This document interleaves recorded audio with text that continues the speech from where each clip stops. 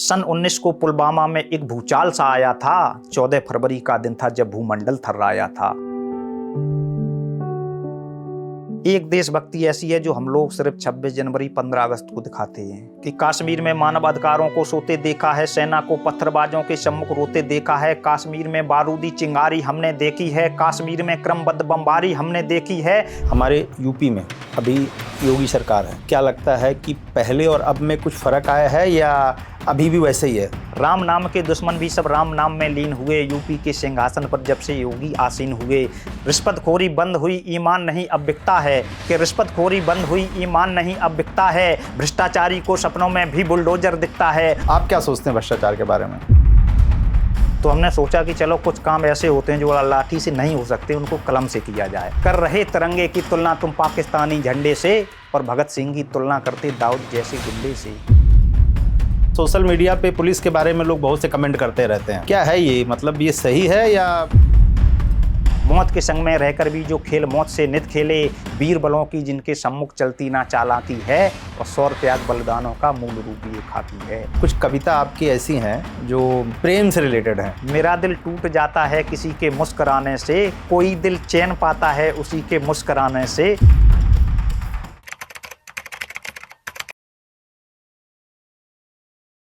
प्रणाम दोस्तों, मैं हूं रंजीत और आप देख रहे हैं द रंजीत टॉक्स। आज मेरे साथ एक बहुत ही शानदार व्यक्तित्व हैं, लेकिन इससे पहले मैं आपको बताऊंगा, यदि आपने मेरा चैनल सब्सक्राइब नहीं किया है तो उसको सब्सक्राइब जरूर करें, क्योंकि ऐसी शख्सियतें बहुत आएंगी आपके सामने जो कि आपको जोश से भर देंगी।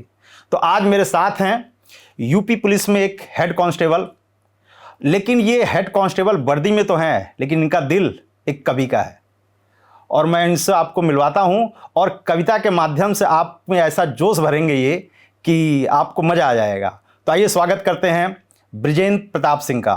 बृजेंद्र जी, आपका बहुत बहुत स्वागत है। बहुत बहुत आभार, धन्यवाद, राधे राधे। पहले तो सब माँ बाप का आभार व्यक्त करना चाहेंगे कि आपने हमें अपने स्टूडियो में बुला के अपनी कविताओं को आम लोगों तक पहुंचाने का जो अवसर दिया है, उसके लिए आपकी टीम का आपका बहुत बहुत धन्यवाद, बहुत बहुत आभार। धन्यवाद धन्यवाद बृजेंद्र जी। बृजेंद्र जी, अब ये बताएं, आप वर्दी में हैं जी। वर्दी वाले लोग थोड़ा सख्त होते हैं। जी जी जी। तो आपके अंदर एक कविता की भावना, ये दिल जो है ना आपका, जो है ना इतना कोमल और इतना देखने में तो हो सकता हो कैसा हो मुझे नहीं पता, लेकिन आपकी जब बातें सुनता हूँ तो वो तो एकदम बहुत मजबूत वाली चीज़ें दिखती हैं। तो कैसे ये कैसे हुआ, कैसे आपके? ऐसा है, वर्दी जो भी हम लोग वर्दीधारी हैं सब आम तौर पे इंसान ही हैं, और एक नॉर्मल फैमिली से, नॉर्मल समाज से ही निकल के आते हैं।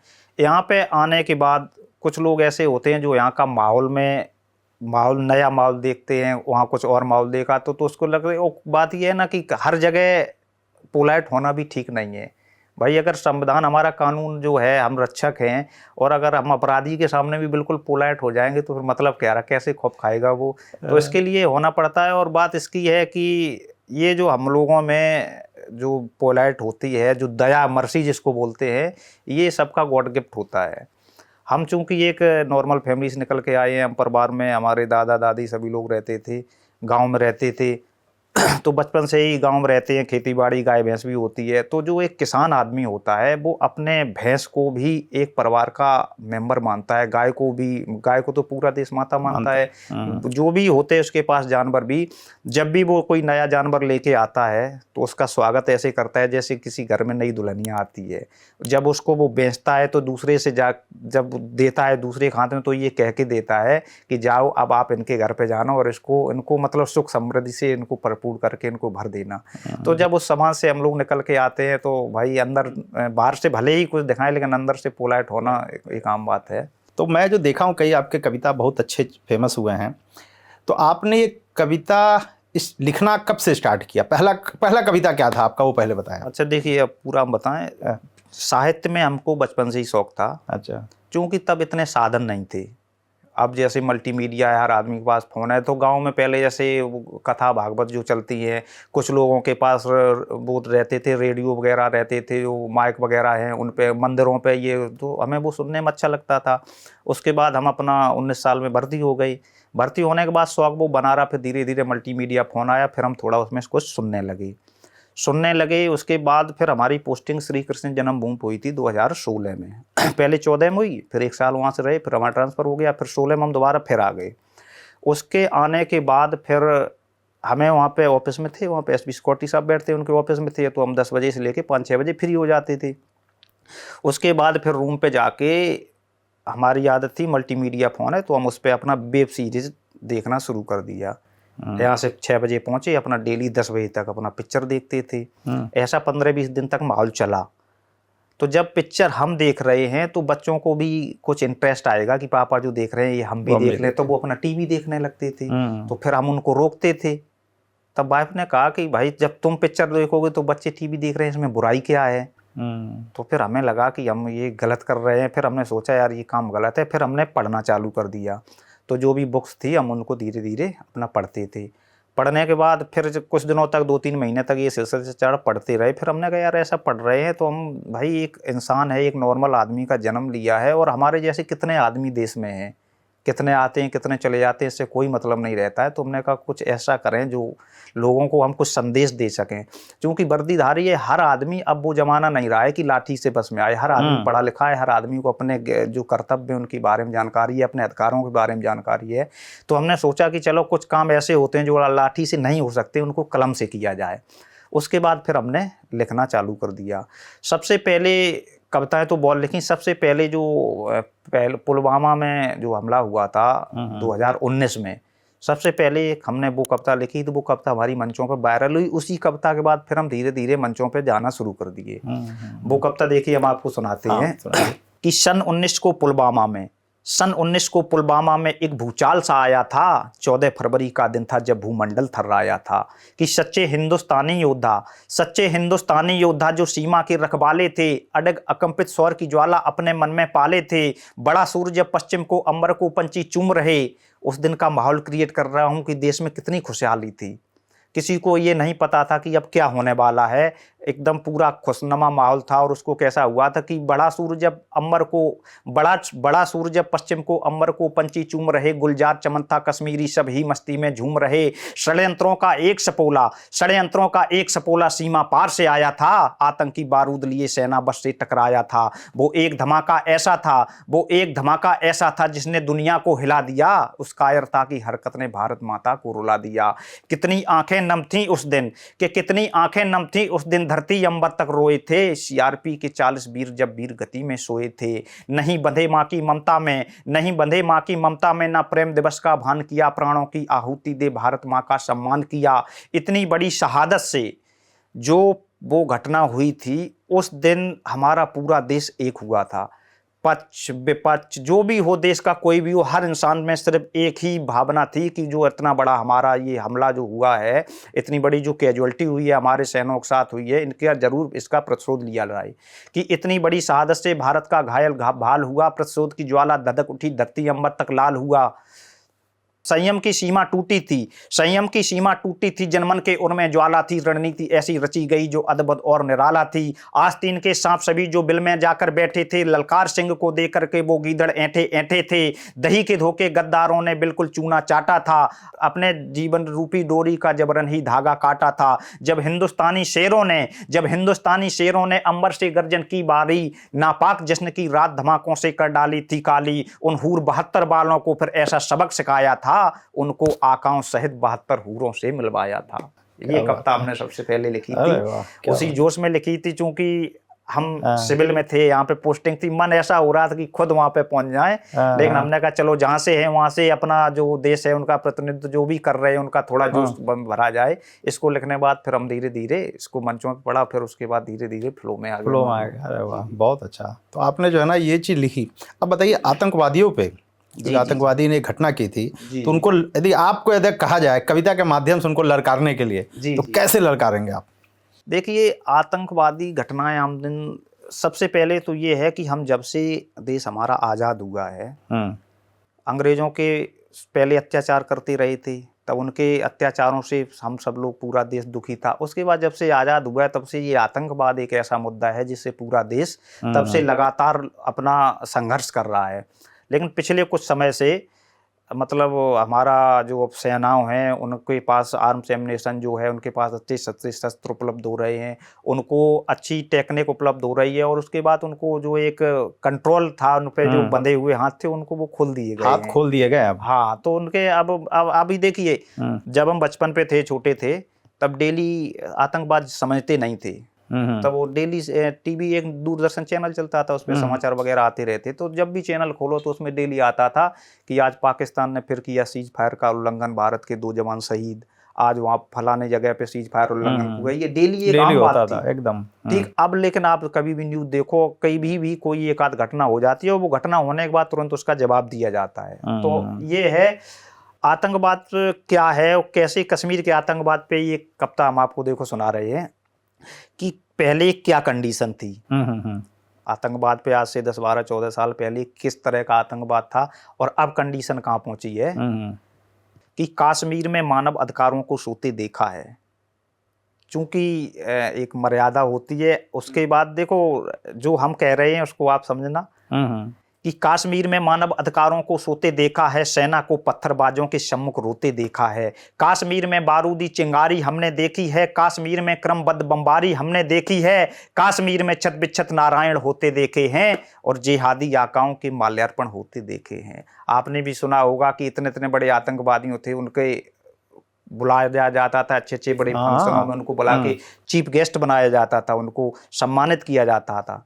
तो तब हमने लिखा है कि कश्मीर में मानव अधिकारों को सोते देखा है, सेना को पत्थरबाजों के सम्मुख रोते देखा है, कश्मीर में बारूदी चिंगारी हमने देखी है, कश्मीर में क्रमबद्ध बमबारी हमने देखी है, कश्मीर में छत बिच्छत नारायण होते देखे हैं, जिहादी आकाओं के माल्यार्पण होते देखे हैं, कश्मीर में ब्राह्मण की संख्या को घटते देखा है, कश्मीर में ब्राह्मण की संख्या को घटते देखा है, कश्मीर में सड़कों पर गौमां को कटते देखा है, केसर वाली क्यारी में खूनी पिचकारी देखी है, और चीर हरण पर चुप बैठी हमने गांधारी देखी है, कश्मीर में सांप्रदायिक धंधे चलते देखे हैं, कश्मीर में सांप्रदायिक धंधे चलते देखे हैं, नदी झील तालाबों में मानव सब गलते देखे हैं, कश्मीर में गैरों के झंडे लहराते देखे हैं, कश्मीर को छोड़ के भारतवासी जाते देखे हैं, संगीनों के साए में बचपन को फलते देखा है, और तिरंगा कश्मीर में हमने जलते देखा है।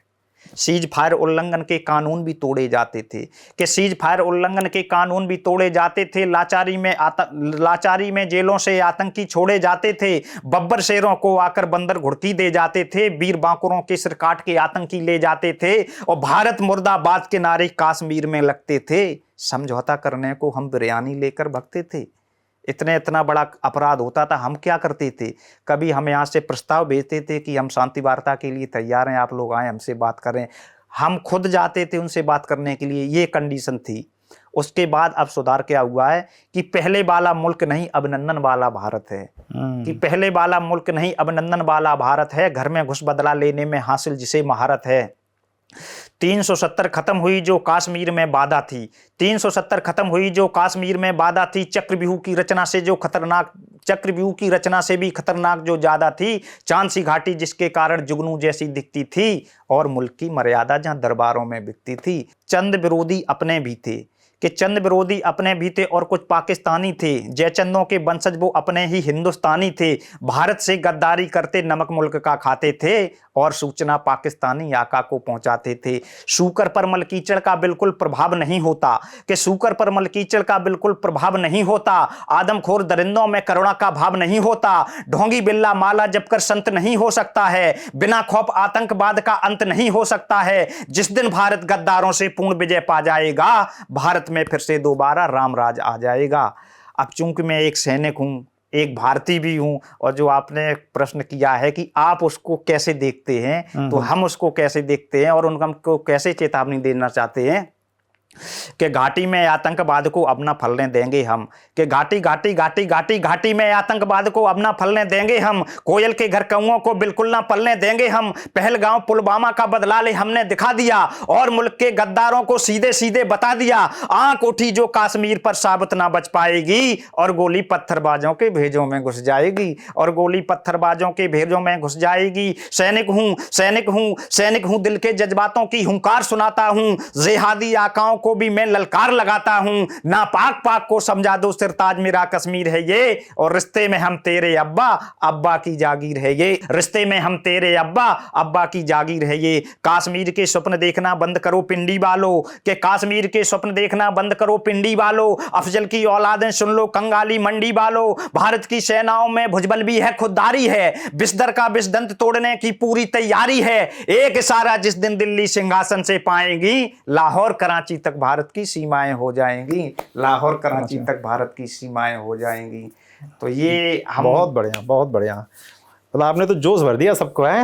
नहीं, जोश देखिए, क्या बात है, बहुत जोश बढ़िया। भरना नहीं, जो हाँ। ये शब्द है, चूंकि सबसे बड़ी बात ये है ना, देखो देशभक्ति जो होती है वो दो प्रकार की होती है।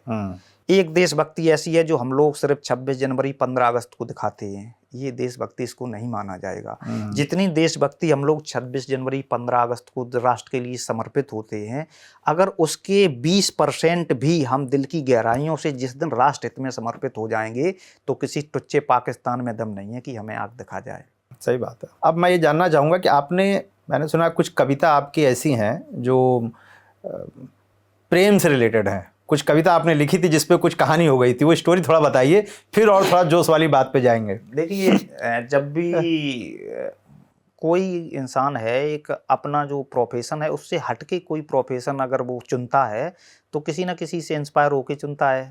कुमार जी की कविता आपने सुनी होगी कि कोई दीवाना कहता है, कोई पागल समझता है, वो कविता पूरा देश सुनता है। हमने भी सुनी, जब हमने थोड़ा लिखना चालू किया था तो उसी पे मतलब प्रेम जो है उसी में मतलब श्रृंगार रस में लिखना शुरू किया था। हमने एक कविता लिखी थी कि मतलब उसकी सिचुएशन ये थी कि पहले किसी की एक प्रेम का थी, उसके बाद फिर उनका उनसे ब्रेकअप हो गया, अब वो दूसरे की हो गई, तो हमने उसी सिचुएशन पे लिखी थी, मेरा दिल टूट जाता है किसी के मुस्कुराने से, कोई दिल चैन पाता है उसी के मुस्कुराने से, जो कहती थी तुम्हारी हूँ रहूंगी सांस जब तक है, उन्हें तकलीफ अब होती मुखड़ा अपना दिखाने से।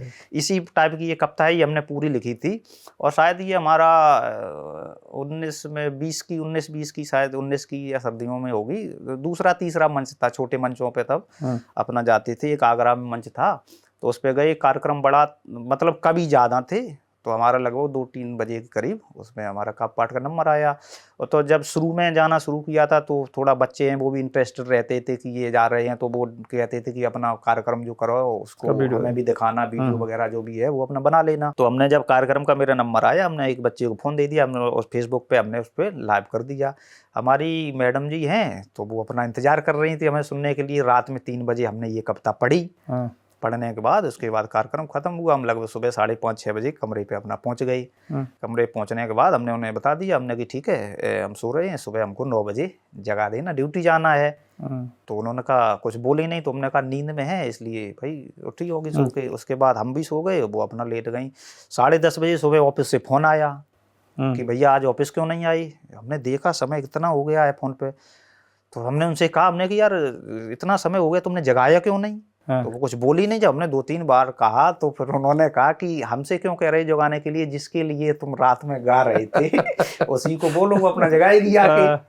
तो हमने कहा नहीं यार ये तो कविता है। बोले कविता है तो ऐसी कविता लिखी जाती है, मतलब किसके लिए, तुम्हें किसकी टेंशन है। तो फिर उस दिन से हमने ये सोचा कि अगर ये लिखेंगे तो हमारा आपसी जो फैमिली कम्युनिकेशन है ये भी खत्म हो जाएगा। फिर जो हमारा प्रोफेशन है, चूंकि हम एक सैनिक हैं, उसके हिसाब से फिर हमें वो उचित भी नहीं लगा। फिर तब से फिर हम कंटिन्यू ओज लिखने लगे, और रोज में ही आज ठीक ठाक सी पहचान बन गई। बहुत बढ़िया, बहुत बढ़िया। अच्छा ब्रिजेन जी, अब मुझे एक चीज़ बताएं, हमारे यूपी में अभी योगी सरकार है, क्या लगता है कि पहले और अब में कुछ फर्क आया है या अभी भी वैसे ही है? नहीं, ऐसा फर्क तो पूरा देश दिखाई दे रहा है, सबको दिखाई दे रहा है। तो देखो मेरी बात सुनिए, चूंकि हम तो एक उत्तर प्रदेश पुलिस के सिपाही है, जो सरकार होती है वो हमारी होती है। हम अगर कहेंगे तो आप कहोगे कि भाई आपने तो इसलिए तारीफ की है, आप उनकी सैलरी ले रहे हैं, लेकिन अगर उसको ना देख के वैसे भी देखा जाए तो कितना क्या वो आया है, तो हम उसको कुछ छोटा सा है वो हम आपको सुनाते हैं। अच्छा, कोई कविता लिखा है क्या आपने इस पे? कविता तो इसकी हमने बहुत बड़ी लिखी है। अच्छा, लेकिन उसमें से कुछ पार्ट हम आपको सुनाएंगे कि पहले क्या कंडीशन थी, अब क्या कंडीशन थी। कि शिक्षा स्वास्थ्य सुरक्षा में भ्रष्टाचारों के अड्डे थे। शिक्षा स्वास्थ्य सुरक्षा में भ्रष्टाचारों के अड्डे थे। शहर सड़क चौराहों पर कटमनी कमीशन गड्ढे थे। पीड़ित शोषित वंचित दफ्तर दफ्तर एड़ी घिसता था और मुसद्दी रिश्वत के गोरख धंधे में पिसता था। रोजगार की आस युवाओं के मन में रह जाती थी। रोजगार की आस युवाओं के मन में रह जाती थी। बख्शीश सिफारिश के कारण प्रज्ञा परिणाम न पाती थी। चालें शकुनी चलते थे, दुर्योधन ऐंठे ऐंठे थे और विधुर पितामह अंगराज सब चुप्पी साधे बैठे थे। अब ये खत्म हो गया है। जो ये समस्या थी खत्म इसमें निजात पा ली है। और क्या कंडीशन हुई, देखो सबसे पहले एक जो चूंकि हम एक भारतवासी हैं और उसके बाद हम वैसे पुलिस में तो हमें बताया जाता है कि हमारा कुछ वो नहीं, लेकिन जो एक रिलीजन है जहाँ पे हम पैदा हुए हैं तो हर आदमी को उससे वो होता है। आपने सुना होगा कि कितना बड़ा ये मुद्दा चल रहा था एक अयोध्या में, काफ़ी बहुत लंबा इस पे काफ़ी लंबे समय से चला, उसका निस्तारण हो गया और कई ऐसे इससे मुद्दे ख़त्म हो गए हैं जो इसकी आड़ में कई जो छोटे छोटे करके देश में विघटन की स्थिति उत्पन्न करते रहते थे प्रदेश में। कि राम नाम के दुश्मन भी सब राम नाम में लीन हुए। राम नाम के दुश्मन भी सब राम नाम में लीन हुए। यूपी के सिंहासन पर जब से योगी आसीन हुए।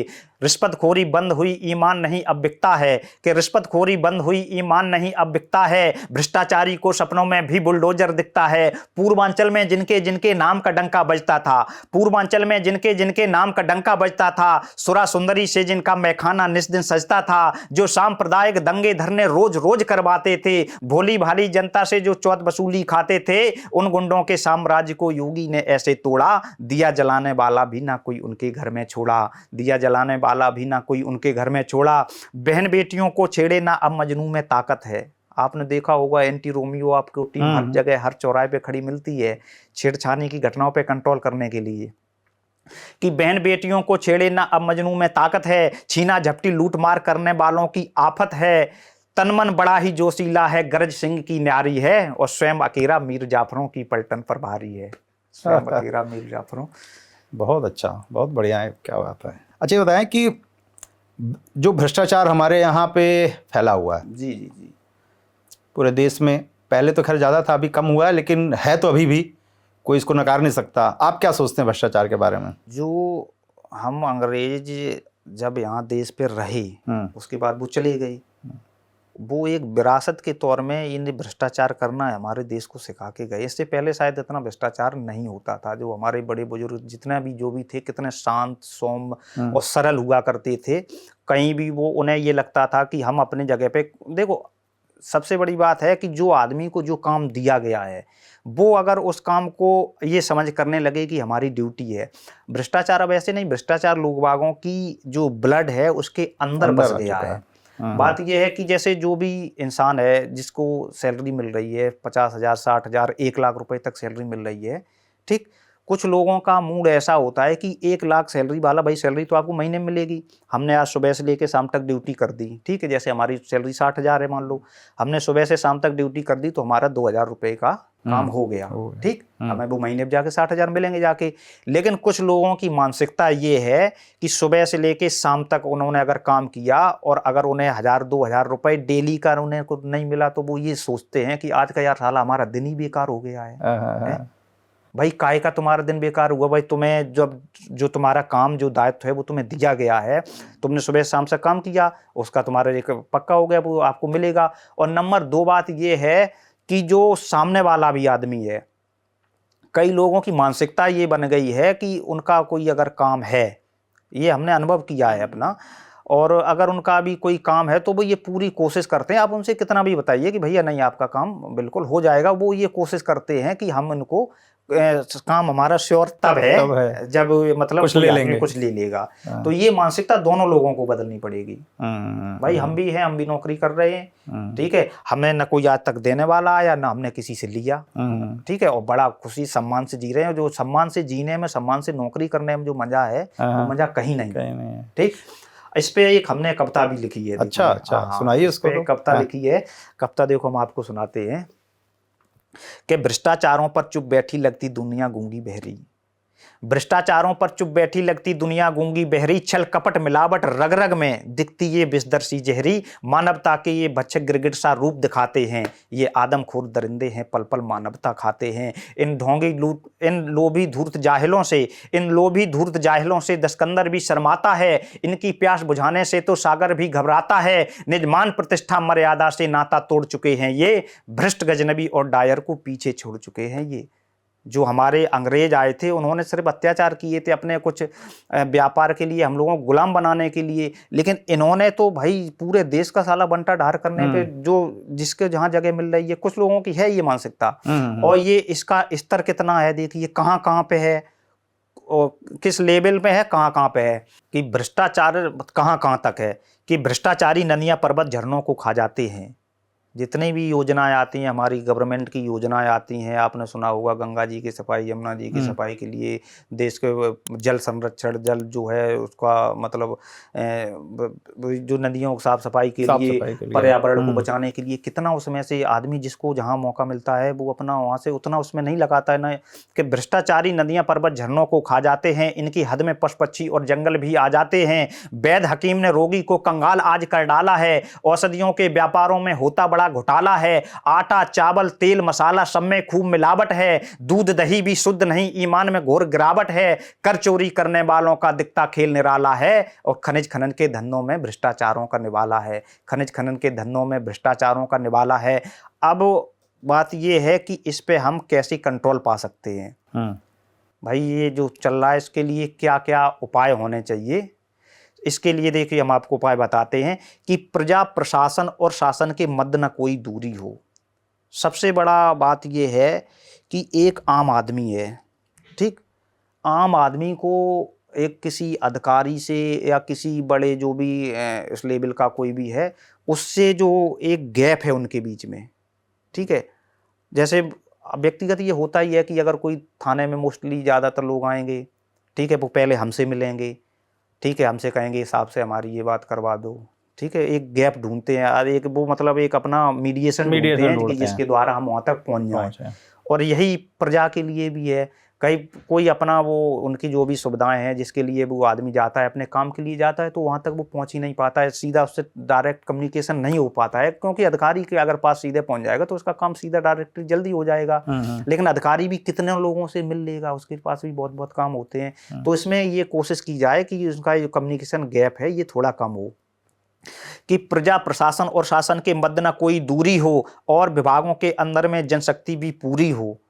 सबसे बड़ी बात ये होती है कि आपको एक कोई बाबू जैसी नौकरी कर रहे हैं, उस पे इतना काम है कि वो 3-3 लोगों का काम अगर अकेले कोई आदमी देखेगा तो भाई हर आदमी, आप कहोगे कि हमें वो फाइल निकलानी है, कोई कहेगा हमें ये काम करवाना है, तो मेन सी बात है हम आप वो कहेगा कि भाई आप कर लाना, तो आप कहोगे नहीं बाबूजी आप ही देख लो, आज ही देख लो। ये एक धीरे धीरे जो जरिया बनता है ये है कि प्रजा प्रशासन और शासन के मध्य न कोई दूरी हो और विभागों के अंदर में जनशक्ति भी पूरी हो, वेतन निर्धारण से पहले महंगाई का ध्यान भी हो और महकमों की भर्ती में प्रतिभा का सम्मान भी हो, निस्तारित हो सके मुकदमे, फास्ट ट्रैक सब कोर्ट बने, ऑनलाइन धन देन लेन हो, डिजिटल पे को सपोर्ट करें, भ्रष्ट दलाल मुल्क का बैरी और जो भी विधचारी हो इनकी सारी संपत्ति पर बोर्ड लगा सरकारी हो। आपको यहाँ भी दिखाई दे कि ये इन्होंने संपत्ति भ्रष्टाचार से एकत्र की है, उसको सीधे राष्ट्रीय संपदा घोषित कर दिया जाए।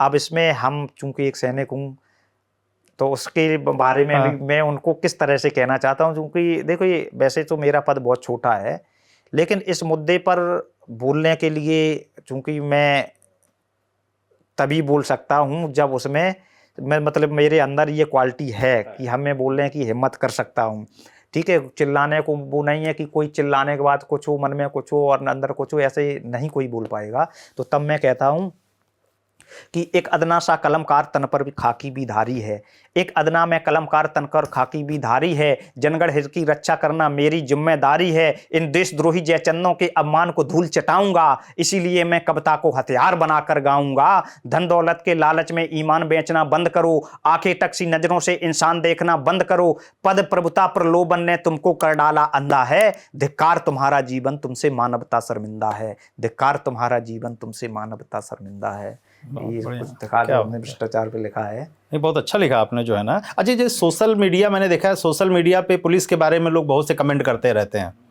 आप भी देखते होंगे, आप तक भी आती होगी। क्या है ये, मतलब ये सही है या इस पे कुछ कहना चाहेंगे आप? देखिए, ये बात जो है इसमें मेन बात ये है, जैसे सोशल मीडिया एक ऐसा जो सहारा बन गया है किसी को वायरल करने के लिए बदना।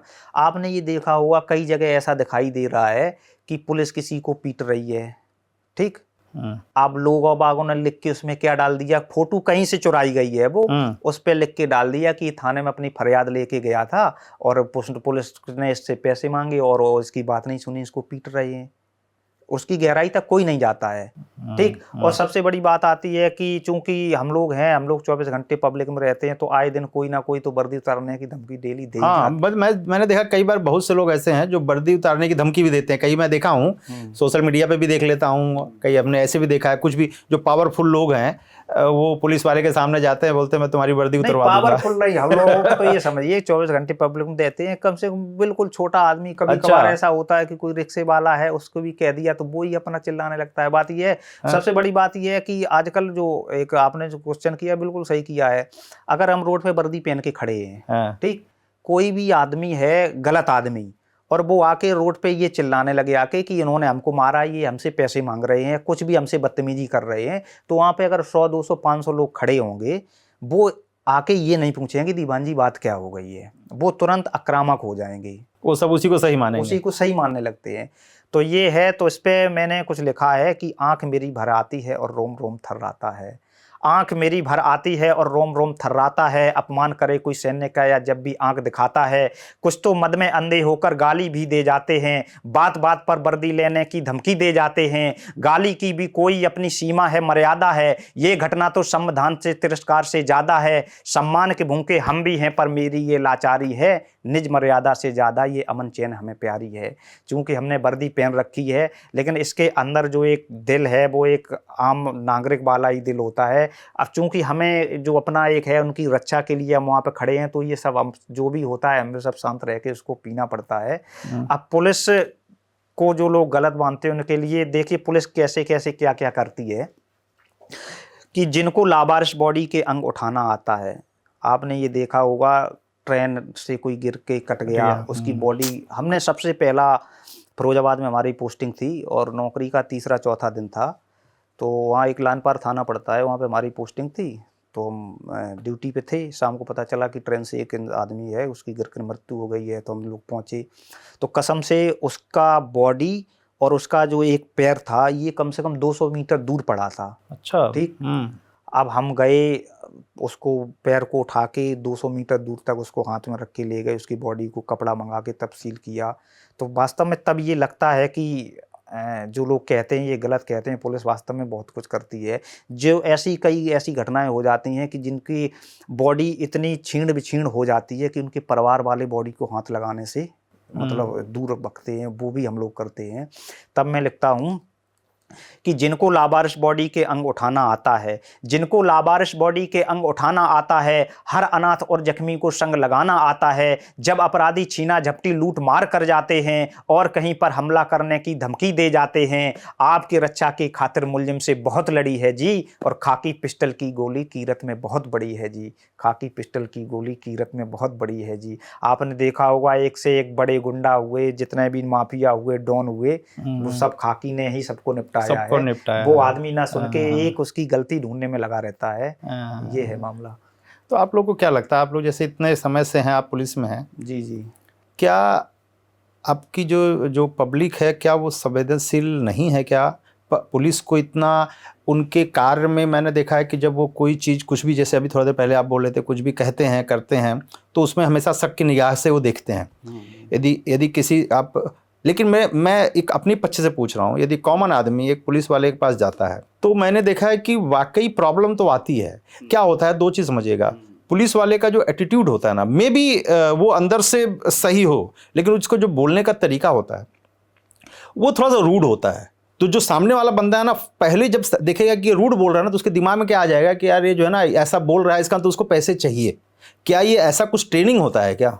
आप कभी भी पुलिस का एक सर्वे कराएं, उसमें आप ये देखें कि पुलिस का जितना भी लोग है, अगर 100 लोगों पे सर्वे किया जाए 1 महीने का, तो 100 लोगों में से आपको 90 लोग ऐसे मिलेंगे जो डेली उन्होंने दोनों टाइम का खाना नहीं खाया होगा। अच्छा। ठीक, मतलब अगर सुबह किसी दिन खा लिया तो किसी दिन रात में 2 बजे खा रहे, और कोई भी लगभग मोस्टली, हम तो चूंकि छोटे कर्मचारी होते हैं, हम लोगों की एक ड्यूटी लगभग 12 घंटे तक की होती है, उसके बाद कभी इमरजेंसी में ज़्यादा हुआ जो इतनी जिम्मेदारियां भी नहीं होती हैं।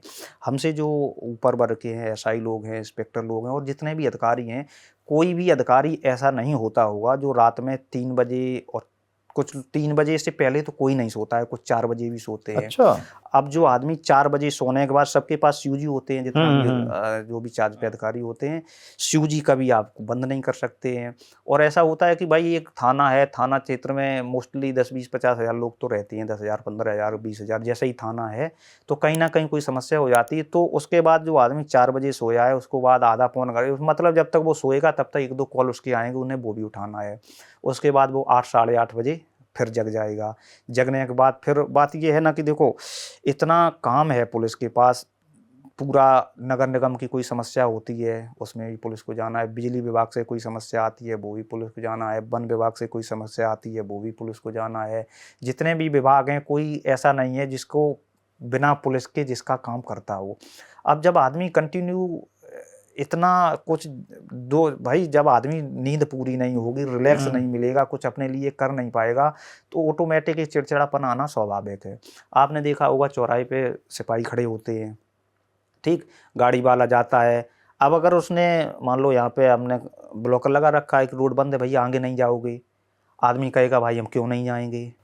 ठीक, अब कुछ मान लो जैसा है, किसी गाड़ी में कोई मरीज है, मरीज जा रहा है, कोई ऐसी समस्या है जिसको छूना जरूरी है, तो अगर भाई हम लोग भी इंसान हैं, और पहले ये है कि अगर कोई ऐसा है तो उसको प्राथमिकता दी जाए, तो संभव होता है तो हम उसको निकाल भी देते हैं।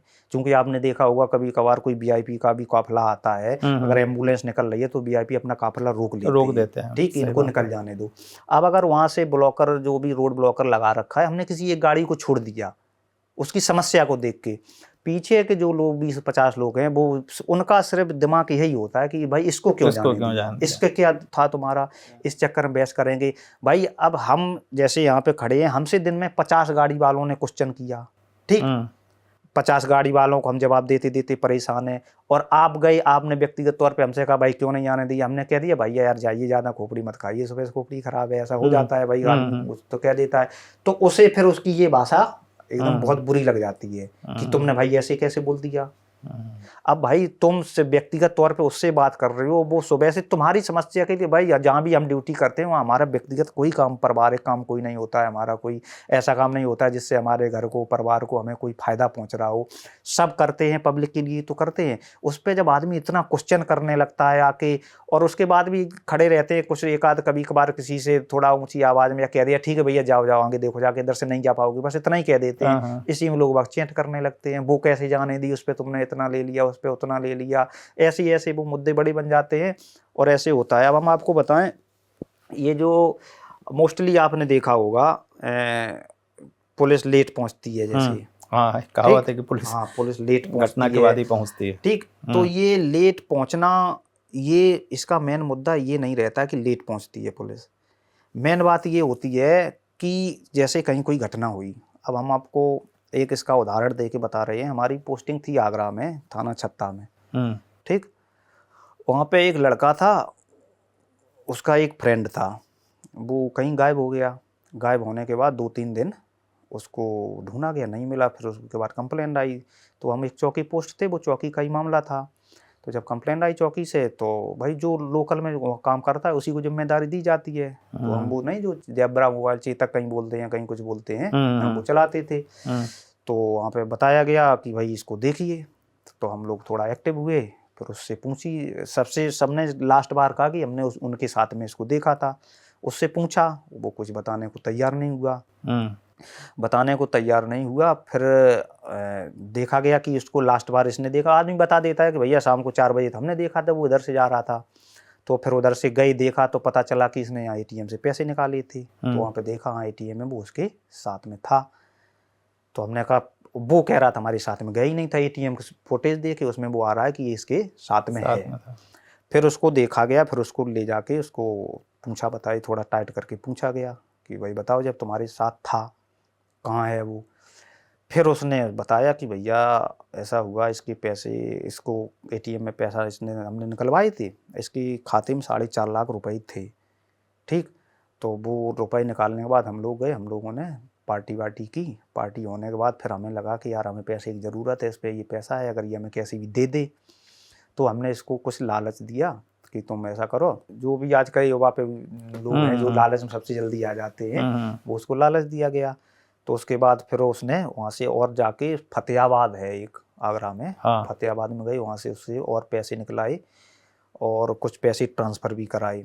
उसके बाद फतेहाबाद से और आगे वो एक अर्नोल थाना लगता है, अरेला, बसई अरेला, वहाँ पे जंगल है, वो उसमें उसको ले गया। वो नशे की हालत में था और नशे की हालत में वो ले गया कि चलो वहाँ पे चल रहे, वहाँ पे बेड़ में, वहाँ पे हमने आपकी व्यवस्था कर रखी है, आप वहाँ पे चलेंगे, एंजॉय करेंगे चल के। उसके बाद वो वहाँ पे ले गया। उसके बाद जो नहीं जंगलों में देखा होगा ऊंचे नीचे जो खाइयाँ होती हैं, हाँ हाँ। उसने उसको ऊपर खाई से करीब 40 फीट ऊपर से उसको धक्का दे दिया। वो नीचे गिरा जाके तो चूंकि खाई एकदम ऐसी नहीं होती है बिल्कुल सीधी हो, वो तो ऊंची नीची होती है, तो वो थोड़ा लुढ़कते हुए गया। वो लुढ़कते हुए जब गया, नशे में तो था ही, वो नीचे गिर गया। जाके गिरने के बाद जब इसने देखा वो मरा नहीं है, तो फिर वो पत्थर उठा के भारी सा ले गया। उसके 2-3 पत्थर उसके मुंह पे, 2-3 उसके पत्थर मुंह पे मारे, वो मर गया। मरने के बाद फिर उसने बताया, जब उसने पूरा बताया कि भाई हम ऐसे गए, फिर हम लोगों ने क्या किया कि चलो भाई अगर वहाँ है तो हम लोग चलो डेड बॉडीज़ की बरामद करके ले आए। अब जो उसके परिवार वाले थे जिसने मर्डर किया था, वो समझे कि अब तो ये लड़का है, ये जेल में जाएगा, ये हो गया है। तो उन्होंने क्या किया, हम लोग उधर गए, उसकी बॉडी को ढूंढा जाके। अब बहुत बड़ा काफ़ी जगह थी, तो काफ़ी उसने कहा भाई हमने यहाँ से गिराया था, वैसा पहाड़ है यहाँ, वैसे ही थोड़ा आगे और था। हम लोग ढूंढते रहे 2-3 घंटे, इसको ढूंढा, कोई नहीं मिला वहाँ पे। फिर उसके बाद एक कुत्ता था छोटा सा, तो वो एक उस साइड से आता दिखाई दिया। तो हम लोग 10-12 लोग से हमने कहा, हमने सर इधर से कुत्ता आ रहा है, तो बोले इसका मतलब कुछ है यहाँ। फिर दोबारा फिर खाई में उतरे गए, तो वहाँ पे हमने देखा उसकी डेड बॉडी कुत्ते खा रहे थे, मरा अपना मिल गया वो। और जैसे ही हम लोगों को वहाँ से थाने में सूचना भेज दी कि डेड बॉडी मिल गई है, क्योंकि जब ऐसी कोई बात होती है तो लॉ एंड ऑर्डर की समस्या बढ़ती है। और आपने ये देखना कि जो लॉ एंड ऑर्डर खराब करता है वो कभी जो पीड़ित होता है वो खराब नहीं करता है, ना उसका परिवार खराब करता है। अब इसके बाद जो ये जो लड़का था जिसने अपराध किया, जिसने मर्डर किया था, इसके परिवार वालों ने क्या किया कि उसकी डेड बॉडी मिली, पूरे मोहल्ले वालों को और गुमराह कर दिया। वो नए नए बच्चे आते हो गए, तो उन्होंने तुरंत आकर, जो चौकी थी, चौकी के सामने एक ठेका था, ठेके पे उन्होंने तोड़ फोड़ की, पेट्रोल पंप पे की, कई दुकानें बुकानें लूट लाट के बहुत बड़ा उन्होंने एकदम क्राइम कर दिया। तो अब ये जो, और इसके बाद पेपरों में उनमें वो निकलता है, वो सब यही निकलता है कि पुलिस ने 2 दिन से कार्रवाई नहीं की थी, उससे खिन्न होके परिवार वालों ने ये किया। अगर इसको लास्ट तक देखा जाए और लास्ट तक अगर इसको मीडिया कवरेज करती है, तो हकीकत यही निकलती है कि ऐसी घटनाएं 80% नहीं 90% जो अपराधी होते हैं, जो उसमें से प्रतिवादी होता है, जो मुल्जिम होता है, उसकी तरफ से होती हैं ये, और वही ये लोग करते हैं। इस वजह से पुलिस की छवि भी खराब होती है, लोग सोचते पुलिस कार्रवाई नहीं कर रही है। भाई बात ये है ना कि अगर उसको मीडिया ने तो एक बार दिखा दिया, उसके बाद काम की मर्डर हुआ था और पुलिस ने कार्रवाई नहीं की, वो मर गई। लेकिन और मीडिया फिर वो नहीं दिखाती कि क्या वो हुआ, नहीं दिखाती थी कि रियलिटी क्या थी, कब से कब तक पूरा उसको। फिर ना आदमी को इतना इंटरेस्ट लेता, एक बार जिसने पढ़ लिया और ये भैया वहाँ पे ऐसी घटना हो गई, पुलिस नहीं पहुंची थी, या पुलिस ने 2-3 दिन टरकाया, लोग बागों ने ये किया, ये चलता है मामला अक्सर कर। जो अभी पुलिस जो 112 नंबर है, उस पे जो भी लोग कॉल करते हैं उस पे एक्शन होता है तुरंत? हाँ, उस पर तुरंत एक्शन होता है। मोस्टली आपको लगभग 5 से 10 मिनट में आपके पास कंप्लेंट जो भी आती है वो आपको पहुंच जाएगी आपके पास वो सेवा, क्योंकि उसका जो भी सीधा संपर्क रहता है वो लखनऊ से रहता है, इसका हेडक्वार्टर लखनऊ में है। अच्छा। वहाँ से वो आपका रिस्पॉन्स टाइम भी देखते हैं। अगर चूंकि उनके पास पूरा मैप रहता है, सभी गाड़ियों की लोकेशन रहती है, आपने अगर यहाँ से कॉल किया है तो यहाँ से मोस्टली लगभग 1-1.5 किलोमीटर में 2-3 गाड़ियाँ होंगी।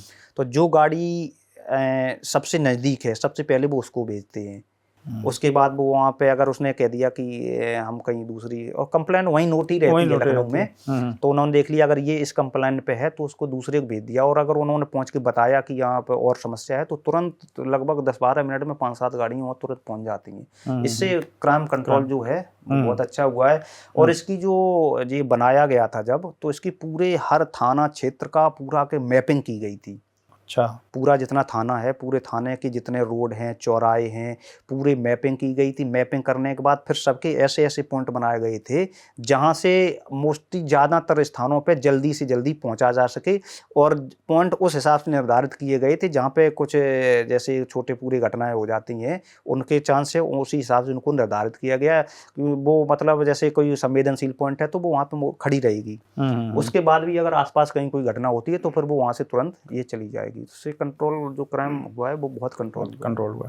अच्छा, एक चीज़ बताएं, मैं आप लोग इस पे अच्छे से बता सकते हैं कि कोई आम इंसान कि कोई घटना कुछ कंप्लेन लिखाने के लिए जाता है, मान लीजिए किसी ने कोई किसी के साथ मारपीट कर दी और वो पुलिस में गया और कंप्लेन लिखाई, तो पहले क्या होता है? पहले तुरंत एफआईआर दर्ज होती है या पहले कुछ एक अलग कार्रवाई होती है, एफआईआर बाद में दर्ज होती है? देखिए, कई घटनाएं ऐसी होती हैं जिनमें हम लोगों का ये काम होता है कि पहले पहुंच के हम घटना स्थल पे पहुंचें। देखिए, मुकदमा लिखना है, मान लो मुकदमा, तो जैसे कहीं किसी ने कहा किसी का एक्सीडेंट हुआ है, ठीक, गाड़ियां तो भिड़ गई हैं, या किसी ने कह दिया कि उसकी पिटाई कर रहे हैं, तो अगर कोई आया है तो पहले भाई हम पिटाई कर रहे हैं, हम उसका मुकदमा लिखें। पहले मुकदमा लिखने में टाइम लगेगा आधा पौना घंटा, उसके बाद जाएं, तब तक वो क्या कंडीशन होगी। तो ऐसे जो एकदम ट्रेंडम वाले केस आते हैं तो उनमें से हम लोग सीधा जाते हैं, पहले घटना स्थल पे पहुंचते हैं, जाके घटना स्थल पे देखा एक्सीडेंट हुआ है, जो भी हुआ है, तो उसमें जो घायल हैं उनको अपना हॉस्पिटल भेजा, उनको फर्स्ट एड वगैरह उनको दिया गया, या कोई मारपीट हो रही है तो उनको वहाँ से जाने के बाद पुलिस पहुँच के फिर अपना जो भी है उनको दोनों को अलग किया। उसके बाद जो घायल है उनका इलाज कराया, और जो उसमें लगा कि हाँ ये अपराधी है और इसने मारपीट कर रहा, तो उसको भी थाने लाते हैं और तैयारी लेकर उन पर मुकदमा लिख जाता है। मतलब मुकदमा आप तुरंत लिख देते हैं? जैसे कई लोग बताया कि तुरंत एफआईआर नहीं करते हैं, पहले कुछ नारसी क्या कहते हैं नहीं, उसको, वो खत्म हो गई है। अच्छा, वो खत्म हो गई। एनसीआर जो एनसीआर, हाँ, एनसीआर करते हैं। हाँ, अब वो नहीं होती है।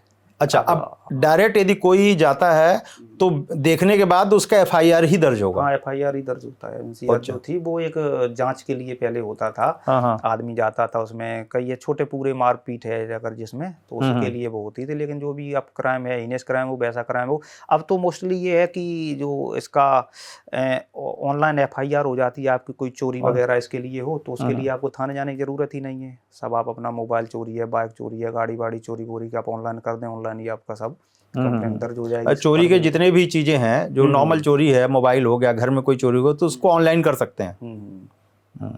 ग्रेट। चलिए अब आगे बढ़ते हैं। जैसे आप जब वहाँ अपने कैंप में रहते हैं या कहीं भी दोस्त या जिस थाने पे रहते होंगे आप, कभी ऐसा होता होगा कि आपके कोई कुलीग है, आपके साथी हैं कि अभी परेशान हो गए हैं, कुछ ऐसा होगा, तो उनके लिए कुछ आपने बनाया है क्या, उनको मोटिवेट करने के लिए, या उनके लिए, या आपके जो सीनियर हों, कुछ ऐसे हों जो सीनियर हों, उनके लिए कुछ आपने बनाया है क्या? देखिए, पुलिस के लिए पुलिस क्या है, अच्छा, जैसे कोई लोग जब होते हैं तब हम उनको बताते हैं कि स्वयं विधाता जिसे देखकर मन ही मन हर्षाता है, स्वयं विधाता जिसे देखकर मन ही मन हर्षाता है, तूफानों का तीव्र वेग जिसके सम्मुख हो जाता है, परहित सर्वोपरि मानकर अपने सुख कुर्बान करे, सोए चैन से दुनिया जो अपनी रातें वीरान करे, तिरस्कार अपमानों को हर दिन हंस करके जो झेले, मौत के संग में रहकर भी जो खेल मौत से नित खेले, वीर बलों की जिनके सम्मुख चलती ना चालाकी है, और शौर्य त्याग बलिदानों का मूल रूप ये खाकी है। शौर्य त्याग बलिदानों का मूल रूप ये खाकी है। और खाकी के लिए और इसके सम्मान में, चूंकि ये है, आदमी जो धमकी दे देता है वर्दी उतराने के लिए, ठीक, वर्दी दिलवा कोई नहीं सकता है, उतराने की तो कोई भी धमकी दे सकता है। और खैर वो एक धमकी, वो अपना एक अपने को उन्हें लगता है कि हमने कुछ कर लिया। देखिए, सबसे पहले बात ये है कि कोई भी सैनिक हो, हम हैं यहाँ पे वर्दी पहने अगर हम खड़े हैं, आपने अगर हमारा यहाँ अपमान किया है तो आप ये ना समझे कि आपने ब्रजेंद्र प्रताप का अपमान किया है, ठीक। यहाँ हमें जो है एक सैनिक के रूप में जाना जाएगा, हम एक सिपाही हैं, सिपाही के रूप में जाना जाएगा। आप हमें यहाँ पे कोई अपना मानित कर लोगे, इससे इसका कोई बेनिफिट नहीं है आपको, ना इसकी मेरी व्यक्तिगत जो प्रतिष्ठा है घर में गांव में उसका इस पर कोई वो नहीं पड़ेगा।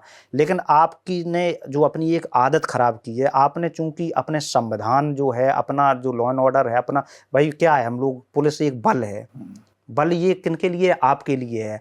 आपने अगर ये हमको ऐसा कुछ अपशब्द बोला है तो आपने अपने आप को कमज़ोर किया है, और इसकी कहीं ना कहीं इसका खामियाजा आपको ही भुगतना पड़ेगा। ठीक है, तो जो लोग ये करते हैं तो मैं उनसे एक निवेदन करूंगा कि आप व्यक्तिगत तौर पे किसी को नहीं करते हैं, आप जो अपना देश का जो संविधान है, अपना बल है, उसको कमज़ोर करते हैं। और मैं इसमें कहूँगा कि खाकी प्रधान नहीं मिलता, खाकी प्रधान नहीं मिलता दरबारी खैरातों में, रक्षक है दीप सिखा है ये घनघोर अंधेरी रातों में, ये संविधान का अब रक्षक बसदाहित मरने वाला है, चुन चुन कर अपराधी को जेलों में भरने वाला है। खाकी प्रधान वचन देता है शांति और सुरक्षा का, जनगण मन के स्वाभिमान न्याय और अवरक्षा का, 24 घंटे पशु पक्षी रक्षा जंगल की करता है, और दीनहीन के दुख हरकर इच्छा मंगल की करता है। ये है खाकी। अरे वाह, क्या बात है। जैसे राष्ट्रभक्ति के ऊपर कुछ आपने लिखा है क्या, कि कोई राष्ट्रभक्ति होती क्या है, एक्चुअल राष्ट्रभक्ति क्या होती है आपके नज़रिए से? देखिए, राष्ट्रभक्ति का मतलब ये नहीं है कि आपको बॉर्डर पे जाके लड़ाई करनी है, जाके दुश्मन से लड़कारना। राष्ट्रभक्ति, सच्ची राष्ट्रभक्ति ये है कि जो आदमी जहाँ काम कर रहा है उसको ईमानदारी से करे। सबसे बड़ी राष्ट्रभक्ति ये है। अगर एक मजदूर है, मजदूरी अपना कर रहा है, उसका 8 घंटे के उसे पैसे मिल रहे हैं, 8 घंटे वो अपना काम करे। अगर आज रियल में देखा जाए तो सबसे ज़्यादा राष्ट्रभक्त जो है वो हमारा किसान है। आपने ये देखा होगा कि जितना भी दूध है सब किसान उत्पन्न करता है, गाय भैंस रख करके। जितना भी अनाज है सब कहाँ से आता है, किसान उत्पन्न करता है, किसान उगाता है उनको। ठीक, और वो उस किसान की कंडीशन आप देख रहे होगे हमेशा दयनीय रही है, शुरू से ही आज तक दयनीय है। उसका अनाज खरीद कर, ठीक, जिसने खेत नहीं देखे, खेत कैसा होता है, गेहूं कैसे लगता है, कब इसमें पानी दिया जाता है, कब आलू निकलता है, कहाँ से आलू निकलता है, वो लोग उससे अनाज खरीदते हैं। अनाज खरीदने के बाद वो लोग करोड़पति हुए बैठे हैं। दूध वाले जिन्होंने गाय नहीं रखी, भैंस नहीं रखी, जिन्होंने कभी गोबर नहीं उठाया होगा, दूध की डेयरी उनके पास है, वो करोड़पति हैं। तो भाई कैसे हुए हैं वो? इस पे कभी विचार करना चाहिए कि भाई मान लो कुछ लोगों ये कहते हैं कि किसान है, उसने एक दाना गेहूं का डालता है उसमें 100 दाने पैदा हो जाते हैं, तो किसान से अच्छा तो कोई नहीं है। फिर भी आप देखिए उसकी कंडीशन कहाँ है, और जो इस कंडीशन पे हैं, जो उससे खरीद के लेते हैं और ये इस स्तर तक पहुंच गए हैं, तो इसका मतलब है कि कहीं ना कहीं कुछ तो गड़बड़ है। और जो भी है, जहाँ भी है, हम जहाँ भी काम कर रहे हैं, हम ये सोच के काम कर रहे। सबसे बड़ी बात ये आती है, कई लोगों को आपने ये देखा होगा जो ये कहते हैं कि स्वदेशी अपनाओ, ठीक, विदेशी चीज़ का बहिष्कार करो, ये सब कुछ करो, ठीक, तब देशभक्ति होती है। ठीक है, उनके सुन सुन के कई लोग करने लगते हैं, लेकिन वो लोगों देखो घड़ी बांधे होंगे विदेशी कंपनियों की, लाखों रुपए की, 10 लाख रुपए की। तो भाई ये कहने से नहीं होता है, हम लोगों को करना चाहिए। जैसे गाय माता है इस समय, ठीक, गाय माता के लिए इतनी योजनाएं चलती हैं, इतने लोग संगठन हैं, इतने ग्रुप हैं, उसमें से कई लोग ऐसे होंगे जिन्होंने गाय माता नहीं रखते होंगे, हैं? तो ये भी अगर भाई हम जिस मामले में जो हम जिम्मेदारी ले रखी है, जिस बारे में बोल रहे हैं, उसमें हमें कम से कम ऐसे काम करना चाहिए जो अब हम दूसरों से कहें कि आप ये करो, तो ये गलत आजकल है। मैं देखा जैसे मोस्टली लोग जो है ना, युवा है या जो भी हैं, वो सोशल मीडिया पे देशभक्ति और ये सब चीज़ें खूब दिखाती है कि सोशल मीडिया पे जो है लिख रही है, और उसके बाद कुछ दिन बाद वो सब भूल जाते हैं। यही बिल्कुल जो आपका ये क्वेश्चन है, ये बिल्कुल जो हमारा युवा है वो देशभक्ति नहीं होती है भैया। हम आपको रियल बताना चाह रहे हैं, वो सिर्फ अपना शेयर और लाइक चक्कर के अपने आप को वायरल करने के लिए ऐसे ऐसे पोस्ट पढ़ते हैं, ऐसे ऐसे कमेंट पढ़ते हैं कि आप मतलब उन्हें गालियां दो। कई आपने वो ऐसे चैनल हैं और कई वो ऐसे पोस्ट डालते हैं कि वो आप उन्हें सिर्फ गालियां दो। अच्छा, वो चाहते हैं कि उनको गालियां दें। कमेंट तो उनका बढ़ रहा है, उनका कमेंट बढ़ रहा है, ठीक। कई लोग ऐसे होते हैं जो एक दूसरे को लड़ाने वाले डालेंगे, ठीक। और चूंकि आपने ये तो हम उनसे अपने शब्दों में कह रहे हैं कि शेयर लाइक के चक्कर में तुम पर अपने ही काट रहे हो, शेयर लाइक के चक्कर में तुम पर अपने ही काट रहे हो और मुल्क की मर्यादा को तोड़ रहे हो, बांट रहे हो। प्रतिभाओं का अपमानित करते प्रतिभाओं को जातिवाद के कारण तुम। कई आपने ऐसे महापुरुष देखो भाई। देखिए, हर इंसान जो है किसी न किसी कास्ट में पैदा होता है, ठीक, और उसकी कास्ट का कोई ना कोई एक महापुरुष हुआ होगा, ठीक, वो जो लोग उसे मानते हैं। हमारा, ठीक है, हमें अगर उनके महापुरुष जो भी है हमें उससे मतलब नहीं है, तो हमारा ये भी दायित्व नहीं बनता है हम उसे गालियां दें। भाई वो उसे मान रहे हैं, मानने दो, हम अपना है, हम अपने को मान रहे हैं, हम उसको अपना गढ़ाएं। लेकिन क्या करता है, उन्हें ये चाहिए कि हम इनको अगर अपमानित करेंगे तो जो हमारे ग्रुप के लोग हैं वो इसको शेयर करेंगे, उन्हें अच्छा लगेगा, और जो दूसरे हैं जिन्हें ये बुरा लगेगा वो उस पर कमेंट करेंगे, वो गालियां देंगे, तो हमें वायरल होना है उनको। तो तब मैं कहना चाहता हूं कि शेयर लाइक के चक्कर में तुम पर अपने ही काट रहे हो, शेयर लाइक के चक्कर में तुम पर अपने ही काट रहे हो और मुल्क की मर्यादा को तोड़ रहे हो, बांट रहे हो। अपमानित करते प्रतिभाओं को जातवाद के कारण तुम, प्रतिभाओं का बंटवारा करके देते तुच्छ उदाहरण तुम। कर रहे तिरंगे की तुलना तुम पाकिस्तानी झंडे से और भगत सिंह की तुलना करते दाऊद जैसे गुंडे से। कई आपने ऐसे चैनल पे देखा होगा कि एक तरफ भगत सिंह का फोटो लगा देंगे, एक तरफ दाऊद इब्राहिम का फोटो लगाएंगे, और हमारे हिंदुस्तान में कि अगर आप भगत सिंह को मानते हो तो आप शेयर करो, और अगर दाऊद को मानते हो तो लाइक करिए। कितनी घटिया ये मानसिकता है, ठीक। उसके बाद जैसे हमारा कोई युवा है, उसने मेडल जीता है जाके, ठीक, मेडल जीता है, जिसने देश का प्रतिनिधित्व किया है, जिसने देश के लिए जीता है, वो एक हिंदुस्तान की एक अमूल धरोहर के तौर पे उसको देखना चाहिए। लेकिन कुछ लोगों का मानना क्या है कि फलाने समाज के लड़के ने नाम किया रोशन। ये क्या, ये घटिया मानसिकता है कि नहीं है भाई? वो जो देश का प्रतिनिधित्व कर रहा है, तुम उसे एक जातवाद में बांध रहे हो। और दूसरी बात, जो देशभक्ति ये दिखाते हैं ऑनलाइन, उनके लिए मैं और कुछ कहूंगा कि तोप तमंचे तलवारों में करुणा भाव नहीं होते। जिस दिन युद्ध छिड़ता है, अगर छिड़ रहा है, तो ये जितने जो ऑनलाइन देशभक्ति दिखाते हैं ये आपको ढूंढने से नहीं मिलेंगे। तब मैं उनसे कहना चाहता हूं कि तोप तमंचे तलवारों में करुणा भाव नहीं होते, रणभूमि में भाषणबाजी के प्रस्ताव नहीं होते, प्राणों का मोह त्याग करके लाशों पर चलना पड़ता है, विरह वेदना पीड़ा को भीतर ही निगलना पड़ता है, रणभूमि में साहस और वीरता दिखानी पड़ती है, और आदमखोर दरिंदों जैसी क्रूरता दिखानी पड़ती है, तभी युद्ध जीते जाते हैं। इसलिए जितनी भी देशभक्ति है, जितना भी हम कर सकें उतना ही कहें, और लोगों में सपोर्ट करें, सहयोग करें, और ऐसे काम करें। हम सबसे बड़ी बात यह है, हम जहां काम कर रहे हैं वहां पे ईमानदारी से काम करें, इससे बड़ी देशभक्ति कुछ नहीं है। देश पे लड़ने के लिए हमारी सेनाएं बहुत तत्पर हैं और बहुत स्ट्रॉन्ग हैं वो। अच्छा, जो आजकल मैं देख रहा हूँ कुछ केस, आप खैर पुलिस में है तो आपको पता ही है कि महिलाएं जो हैं, कुछ ऐसे उनके केस हुए हैं अभी, जो आपने देखे होंगे कि ब्लू टंकी एक बड़ा फेमस हुआ था, कुछ ऐसी चीज़ें हुई थी। महिलाएं भी कई ऐसे केस कर रही हैं जिस पे लोग बहुत ज़्यादा, जो लोग हैं वो सोचने में मजबूर हैं। आप क्या कहेंगे इसके बारे में? ऐसा है, सबसे पहली बात इसके लिए ये है कि जो हमारा समाज है ये बहुत गलत दिशा पे जा रहा है। हम भारतीय हैं, हमारे आइडियल जो हम जिनको आदर्श मानते थे आज से लगभग 10-20-50 साल पहले, भगवान राम को अपना आदर्श मानते थे, श्रवण कुमार को अपना आदर्श मानते थे, कन्हैया जी हैं इनको आदर्श मानते थे, ये महापुरुष गौतम जी हैं, विवेकानंद जी हैं, इन लोगों को हम अपना आदर्श मानते थे और ये कोशिश करते थे कि हम उनके पद चिन्हों पर चलें। अब हम अपना आदर्श किन्हें मानते हैं? शाहरुख खान को आदर्श मानते हैं, अक्षय कुमार को मानते हैं, अजय देवगन को मानते हैं, और उसके बाद कटरीना कैफ को मानते हैं। भाई जो युवा हैं हमारे, देखिए आप सब उन्हीं के, उनके वो अपना फैन बताते हैं कि हम उनके फैन हैं। फैन का मतलब क्या हुआ कि हम तुमसे अट्रैक्टिव हैं, आपके जो हैं। तो जब हम इस तरह के लोगों को अपना आइडियल मानेंगे तो जाहिर है कि हमारी मानसिकता जरूर बदलेगी।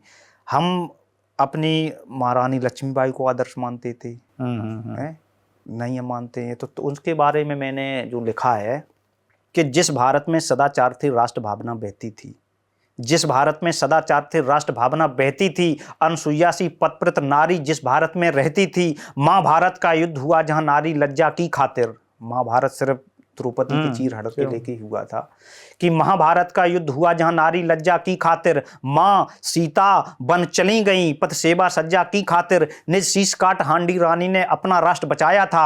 लक्ष्मीबाई ने गोरों को जहां रण में बहुत नचाया था, वो राष्ट्र आज शर्मिंदा है जननी के तुच्छ विचारों से और कलंकित रिश्ते होते भोगयुक्त व्यवहारों से। शर्म हया की प्रतिमा अब खुद दुशासन को चुनती है और सत्यभान की मौत का खाका सावित्री अब बुनती है। ये जो आपने बताया है इन केसों में यही हुआ है कि लोगों ने अपने खुद जो उनका हस्बैंड है, जो जिनको जिंदगी बढ़ाने के लिए पहले यमराज से लड़ जाती थी हमारी देश की माताएं बहनें, अब वो उनके लिए खुद ही उनके प्राण हर रही हैं। तो इसका क्या मतलब हुआ है? विजेंद्र जी, आप जो है पुलिस की नौकरी में ही क्यों आए? ऐसा क्या वजह था कि आप पुलिस, क्या आप सरकारी नौकरी पाने के लिए पुलिस में आए थे या कुछ था ऐसा? देखिए, हम जिस समाज से निकल के आते हैं वहाँ पे आज भी सबसे ज़्यादा जो सम्मान के तौर पे देखा जाता है वो हमारी सेना को देखा जाता है। ठीक, तो सबसे पहले मेरे पिताजी चूँकि पोस्ट ऑफिस में हैं, हम 4 भाई हैं, पिताजी पोस्ट ऑफिस में हैं। उसके बाद आप जानते हो पोस्ट ऑफिस में जो इंसान ड्यूटी करता है वो बहुत अलग विचारधारा का होता है और वास्तव में बहुत सीधे हैं वो। ठीक, हम 4 भाई थे और चारों भाई जबरदस्त क्रिकेटर थे। अच्छा, हाँ, बहुत बढ़िया। पिताजी ने हम लोगों को पढ़ाने के लिए बहुत कोशिश की कि हम लोग अच्छे पढ़ें, लेकिन पिताजी पोस्ट ऑफिस में चले जाते थे, हम लोग उसके बाद अपना क्रिकेट में खेलने में चालू हो जाते थे। कई बार ऐसा होता था जैसे हम लोग अपना खेलते खेलते दूसरे गांव में टूर्नामेंट चल रहा है वहां चले गए, पापा अपना साइकिल से जाते थे, बीच टूर्नामेंट से हमको खदेड़ते थे वहां से हम भाग रहे बल्ला बल्ला छोड़ के। ठीक, तो उन्होंने जितना पढ़ाया हमको उतना हम खैर अब चारों लोग गवर्नमेंट जॉब में हैं। अच्छा। हाँ, बड़े भैया हमारे जो हैं वो इस समय बैंक में हैं, उसके बाद हम पुलिस में हैं, हमारे छोटे हैं वो भी गवर्नमेंट जॉब में है, सबसे छोटा है वो टीचर है, उसकी जो वाइफ है वो जो कानपुर हैलट हॉस्पिटल है उसमें HOD है। अच्छा। तो सभी लोग सरकारी उसमें लग रहे हैं। लेकिन पिताजी का आज भी मानना ये है कि हमने तुम चारों से अपना, हम जो जैसा पढ़ाना चाहते थे ऐसा किसी को नहीं पढ़ा पाया है, ना तुम लोग पढ़े हो, लेकिन अब संतुष्ट इस बात से है कि सब लोग अपना सब सेटल हैं, सब अच्छा कर रहे हैं, से अच्छा कर रहे हैं और सब किसी में कोई ऐसा वो नहीं है जो मतलब किसी प्रकार से डिस्टर्ब हो। तो हमारा भी मन सबसे पहले यही था कि चूंकि हम फौज में जाएं। पुलिस की नौकरी हमारे पापा को बिल्कुल अच्छी नहीं लगती थी। अच्छा। हाँ, वो हमसे कहते भी थे कि 1-2 बार हमारे गांव के जो लड़के हैं वो दौड़ वोड़ लगाने जाया करते थे, हम नहीं जाते थे, हमको वो इतना कंट्रोल रखते थे। उनका मानना ये था, वो भैंस भी रखते थे लेकिन कभी काम नहीं कराते थे। सुबह 4 बजे खुद जग जाते थे, हम लोगों को जगा देते थे कि आप लोग पढ़िए। तो हम चारों लोग अपना लैंप चलती थी तब, लैंप जला के अपना बात करते थे कि आज कहाँ पे चलना है दिन में टूर्नामेंट खेलने, कल का जो हार गए मैच उसकी डिस्कस करते थे। उन्हें नहीं पता था कि जो लोग क्या कर रहे हैं। और उसके बाद फिर जब गांव के लड़के दौड़ बौड़ लगाने जाते थे हमें नहीं जाने देते थे। हमने कहा भर्ती आए, बोले नहीं पुलिस में नौकरी नहीं कराएंगे, हम वो नौकरी नहीं कराना चाहते हैं कि हम रात में सोएंगे तो अपना इधर उधर भागोगे। और पुलिस की जो कार्यशैली वो थी वो उन्हें भी अच्छी नहीं लगती थी। तो फिर हमने कहा कि हम फौज की तैयारी करेंगे। तो उन्होंने कहा करिए। तो एक मेरा एम रहा है ज़िंदगी में कि हम जो काम करते हैं उसमें अपना 100% देते हैं। हम रेस लगाना शुरू किया, उसके बाद मेरा बहुत बड़ा गांव है, कस्बा है, रोड पे दौड़ लगाते थे। तो लगभग जितने भी लोग फिजिकल करते थे उनमें जो सुपीरियर फिजिकल था वो उनमें हमारी गिनती थी। एक बार सैफई में भर्ती हुई थी, सन 2004 या 5 में हुई थी आर्मी की भर्ती। ठीक, हम वो भर्ती देखने गए थे, हमारे गांव से करीब 70-80 लोग गए थे, पास में ही वहाँ हमारा गांव है, लगभग 15-16 किलोमीटर पे। हम करीब इतने लोग गए थे। उसके बाद अंदर ले लिया गया हमें, आर्मी में दौड़ लगवाई जाती है। दौड़ में वहाँ पे लगभग ये समझो आप 95% लोग दौड़ में फेल हो जाते हैं। अच्छा। हमारा नंबर आया रेस लगाने का, करीब ऐसी 11-12 बजे का समय था। तो उसके बाद हमने दौड़ लगाना शुरू किया, तो फिजिकल हमारा बहुत अच्छा था। तो हमने जब पहला चक्कर, हम जो अपना रूटीन, हमें अभ्यास जितना था उसी हिसाब से दौड़ते रहे। पहले चक्कर तक तो लगभग हम पीछे रहे, लेकिन जब पहला चक्कर जहाँ से शुरू हुआ जब तक वहाँ आए फिर हम आगे हो गए। फिर 2 चक्कर जो और लोग आते हैं उनसे हम करीब 70-80 मीटर आगे रहे, अच्छा। 2 चक्कर तक। और हम तब बाल और हमारे काफ़ी बड़े थे, उस समय धोनी जी का क्रेज चल रहा था, उसी चक्कर में हम भी काफ़ी बड़े बाल किए थे। तो फिर और उधर जो लोकल के स्टेडियम था, स्टेडियम के बाहर चारों तरफ गांव के लोग आ जाते हैं सब देखने। वो देख रहे थे, तो वो वहाँ से तालियां और बजा रहे थे, उत्साहवर्धन कर रहे थे। इतना उत्साहवर्धन कर दिया कि जो हमें एनर्जी थी उससे भी ज़्यादा हमने लगा दी। तो दूसरा तीसरा चक्कर तो हम बहुत आगे रहे, और चौथे चक्कर में हमको खुद चक्कर आने लगे। अच्छा। ठीक, तो वो एक वो चेस्ट नंबर दिया जाता है, उसका कागज पकड़ के वो भागना पड़ता है। अब हमारे हाथों में इतनी दम नहीं थी कि हम वो पकड़ लें, हमें ऐसा लगा कि हम इसको रख दें, लेकिन हम सोचते थे इसको रख देंगे तो हम उसको डिस्क्वालीफाइड हो जाएंगे। फिर उसके बाद भी हम दौड़ लगाई और हम रेस में 6 लोग पकड़े गए थे, फिर भी हम सबसे आगे वहाँ पहुँच गए, 6 लोग आ गए। उसके बाद फिर क्या हुआ कि वो अपना एक गड्ढा जो जिसको जंप बोलते हैं वो करवाया, एक डिसबैलेंस वाला करवाया, बीम वगैरह वो लगवाए। उसके बाद फिर वहाँ पे जो फाइनल हाइट नापी जाती है अंदर, तो वो फाइनल हाइट उन्होंने नापी, उसमें हमें कम कर दिया। अच्छा। हाँ, कम कर दिया, डिस्क्वालीफाइड हम हो गए। उसके बाद हम बाहर निकल के आए, तब तक हमारे पापा गाँव से साइकिल से, वो उनका हमेशा कहीं आना जाना साइकिल से ही रहता है, साइकिल से हमारे लिए खाना लेके, जो गांव में कलेव बोलते हैं, वो अपना वहाँ पर लेके पहुँच गए। हम उधर से निकल के आए, चूंकि हम लगभग 70-72 लोग गांव से गए थे, रोज रेस में कोई नहीं आया, हम अकेले आए थे रेस में। तो और जितना भी जो लोग बाहर देख रहे, तो जैसे हम गए सभी लोग आ गए, उन्होंने कहा इसका तो हो ही गया है। सभी लोग आ गए और वो उसी साहब, बेटा तूने तो मेरे क्षेत्र को एकदम मतलब अपना वो कर दिया है, नाम कर दिया है, ये कर दिया है, वो कर दिया है। तब तक हमें सामने से पापा आते दिखाई दे गए, वो अपना साइकिल पे वो लेके अपना खाना लेके आ गए थे। तो अब चूंकि जब हमें वहाँ पे हाइट में डिस्क्वालीफाइड हो गए, इसका मतलब हम जिंदगी में अब आर्मी में भी भर्ती देख ही नहीं पाएंगे। वहाँ पे बिल्कुल सही हाइट नप रही थी, तब ये कंडीशन थी। तो फिर हम उनको देखा और लोग बागों ने और वो किया, और पापा से भी कहने लगे जाके लोग आगे, तुम्हारे बेटा ने तो क्षेत्र का नाम कर दिया है, ये आ गया है। तो उन्हें भी लगा हम आ गए हैं। फिर हम बिल्कुल शांत थे अपना। फिर बोले कि क्यों, क्या हो गया? फिर हम रोने लगे। अच्छा। उस दिन हम इतना रोए, ये समझो कि हम लगभग 12 बजे से रोना चालू कर दिया। वहाँ से फिर उन्होंने हमें टेम्पो बिठा दिया, हम टेम्पो से घर गए। लगभग शाम को 7-8 बजे तक हम कंटिन्यू रोते रहे। अच्छा। भाई, जो हमारा एक कोई सपना हो, अगर ये हो जाता है कि चलो हमने रेस नहीं लगा पाई, अगली बार हम अच्छी प्रैक्टिस करेंगे, रेस फिर लगा लेंगे, हम फिर आ जाएंगे, तो फिर हम आर्मी का वो हमारा सपना टूट गया था। उससे बहुत कष्ट हुआ। फिर उसके बाद सांत्वना देते रहे। फिर उन्होंने कहा कि ठीक है, अब तुम अपना हिसाब से तैयारी करो, अगर तुम्हें। अब पुलिस से हम फिर अट्रैक्टिव क्यों हुए? क्योंकि हमारे गांव में कुछ लोग, हर गांव में होते हैं 2-4 लोग, जिनसे गांव का कोई आदमी कुछ कहता नहीं है। वो अपना आए, दारू पी के आए, खा के आए, कहीं किसी को मारा, कहीं किसी को मारा, कोई उनके विरोध में जाता भी नहीं है थाने की रिपोर्ट लिखवाए जाके, मुकदमा। और अब ये ज़्यादा लिखने लगे, पहले तो गाँव के लोग ही बैठाल के उनको पंचायत करवा देते थे। तो वो ऐसे 2-4 लोग थे, तो हम उन्हें देख के मतलब ऐसा लगता था कोई वो आ रहे हैं, तो आधे जो ठीक ठाक अच्छे आदमी होते थे वो उनसे दूरी बना लेते थे। और नहीं, वो आगे किसी के दरवाजे पे खड़े होकर गालियां दे रहे हैं, कोई उनसे बोल नहीं रहा है, तो हमें लगता था कि ये बहुत बड़े वो हैं। एक बार उनका एक मामला फंस गया, तो हमारे वहीं पर, हमारा गांव में थाना भी है, बड़ा कस्बा है, ऑन रोड पे ही है।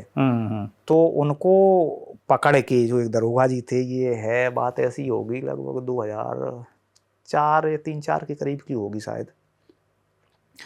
तो उन्होंने, दरोगा जी ने, पहले ये क्यों मल्टीमीडिया फोन वगैरह नहीं थे तो कोई वीडियो बना ले, तो वो दरोगा जी ने उनको 2 किलोमीटर रोड पे उनके पीछे बेल्ट में ऐसा हाथ फांस के और मारते हुए ले गए। तब हमें एहसास हुआ कि पुलिस वास्तव में उसके पावर बहुत है। तो उसके बाद फिर उसकी तैयारी की, क्योंकि काम जो हम करते हैं पूरा 100% देते हैं। कविताओं भी लिखते हैं, जब से शुरू किया है तब से कोशिश करते हैं कि पूरा 100% दें, और तभी लोग फिर लाइक करते हैं। नहीं, बहुत अच्छा, आप कविता बहुत अच्छा लगते हैं। ये बताइए बिजन जी, गद्दार, आपकी नज़र में गद्दार कौन है? देश का जो गद्दार की बात करें, बहुत से लोग अपनी अपनी परिभाषा, आपकी नज़र में क्या है? ऐसा ये क्वेश्चन एक पर्सनली तौर पे आपका नहीं है। देखो, हम जब भी मंचों पे जाते हैं तो लोग आगे ये जान जाते हैं, वो जो भी बुलाता है वो जानता है वो अपना कि ये ऐसे ऐसे पुलिस में है, ठीक। तो जो भी हम कविताएं पढ़ते हैं तो लोग इसको किसी अदर वे में भी ले जाते हैं कि आप किसी व्यक्तिगत या किसी समाज या किसी समुदाय उसके लिए, तो लोग बाग पूछते हैं, फिर इस पे हमने एक कविता ही लिखी अच्छा। कि जो हमसे ये क्वेश्चन करें उनको लिए हम उन्हें बता दें कि हम किसके लिए ये शब्द यूज करते हैं। तो हमने किसके लिए ये शब्द यूज करते हैं कि जो राष्ट्रगान पर चुप हो जाते होंठ न जिनके हिलते हैं। आप बताना और आप नोट करना कि अगर हम जो ये लिख रहे हैं इसमें अगर आपको लगे कि इसमें ये शब्द गलत है तो हमें बताना, हम चेंज कर लेंगे, और आपको बिल्कुल सही लगे तो भी बताना कि गद्दार और हम नहीं, हर हिंदुस्तानी की नज़र में जो हम बता रहे हैं वो गद्दार हैं या नहीं, और होना चाहिए या नहीं होना चाहिए, ये भी आकलन करना कि जो राष्ट्रगान पर चुप हो जाते होंठ न जिनके हिलते हैं, जो राष्ट्रगान पर चुप हो जाते होंठ न जिनके हिलते हैं, जो राष्ट्र विरोधी दंगों और धरनों में हरदम मिलते हैं, जो भारत की सेनाओं के भुजबल पर प्रश्न उठाते हैं, जो आतंकी घटनाओं पर खुश होते जश्न मनाते हैं, जो बादशाह बन बैठे हैं और फिर भी मुल्क न भाता है, शांति सुरक्षित सहनशील जिन्हें नजर पाक ही आता है, हम शीश झुकाते मंदिर मस्जिद दरगाह और गुरुद्वारों पर, जो खून खराबा हरदम करते रक्षा के त्योहारों पर, धधक उठे वो कीट पतंगे, लो इतनी दिव्य ज्वलंत करो और गद्दारों की नस्लों का अब भारत से अंत करो, और गद्दारों की नस्लों का अब भारत से अंत करो।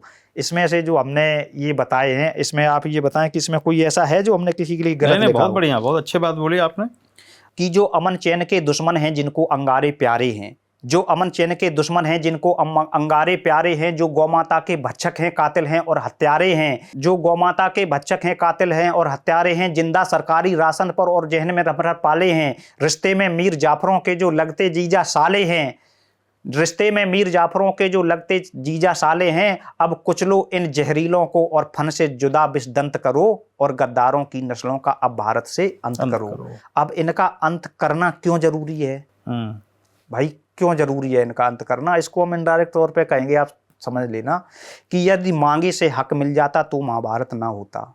आपने देखा होगा महाभारत जो हुआ था उसमें 5 गांव मांगे थे। यदि मांगे से हक मिल जाता तो महाभारत ना होता, चरखे के भरोसे चुप रहते आज़ादी भारत ना होता। आज़ादी के लिए भी लाखों लोगों ने अपनी जान दी थी, सिर्फ शांति के बल पर आज़ादी नहीं मिली थी। तब मैंने लिखा है कि जो यदि मांगे से हक मिल जाता तो महाभारत ना होता, चरखे के भरोसे चुप रहते आज़ादी भारत ना होता। कान्हा की खामोशी लक्ष्य शिशुपाल ने सीमा तोड़ी थी, रावण ने अपने जीते जी नई मात जानकी छोड़ी थी। इन मायावी काल नेमियों का बद जल्दी वीर हनुमंत करो और गद्दारों की नस्लों का अब भारत से अंत करो, और गद्दारों की नस्लों का अब भारत से अंत करो। ज़्यादा सहनशील होना कायरता की परिभाषा है। अगर आपको कोई ललकार रहा है, गालियां दे रहा है, आप चुपचाप सुनते ही रहेंगे तो इसका मतलब आप कायर हैं। कि ज्यादा सहनशील होना कायरता की परिभाषा है। गीदड़ ललकारे सिंगों को तो होती बहुत निराशा है। 17 बार रण में पृथ्वी ने गोरी को संघारा था, हल्दी घाटी में अकबर का राणा ने भूत उतारा था, हल्दी घाटी में अकबर का राणा ने भूत उतारा था। ललकारो देशद्रोहियों को, ललकारो इन गद्दारों को, रणभेरी अभी तुरंत करो, इन गद्दारों की नस्लों का अब भारत से अंत करो, इन गद्दारों की नस्लों का अब भारत से अंत करो। ये लोग हैं, इनको हम अपने शब्दों में जो गद्दार मानते हैं वो गद्दार, एकदम और लगभग हर आदमी को जो हमने बताए हैं उसकी नजर में भी यही गद्दार होना चाहिए। किसी समुदाय को, किसी बरादरी को, किसी उसको ये नहीं करना चाहिए। 2 क्वेश्चन और लास्ट में आपसे पूछता हूँ। पहला क्वेश्चन ये कि आपकी बात, आपकी कविता सुन के कोई सीनियर आपको मोटिवेट किया या खुद मोटिवेट हुए हैं क्या, कभी ऐसा हुआ है? देखो, ऐसा लगभग मोस्टली कई लोग ऐसे हैं जो हमारी कविताएं और हमारे फेसबुक पे हम कभी कभार अपना कुछ थॉट डालते रहते हैं, उनको पढ़ते हैं, तो हम उनसे कुछ ना ही कहें फिर भी आके, जैसे जब कभी समय ऐसा मिलता है, वो भी अच्छे मूड में, हम भी अच्छे मूड में, व्यस्तता कम है, तो वो खुद कहते हैं यार कि ब्रजेंद्र तुम जो लिखते हो विचार, उसको देख के वास्तव में लगता है ज़िंदगी कुछ नहीं है, जो भी है हम जितना सम्मान से जी जाएं वही बहुत बड़ा बात है।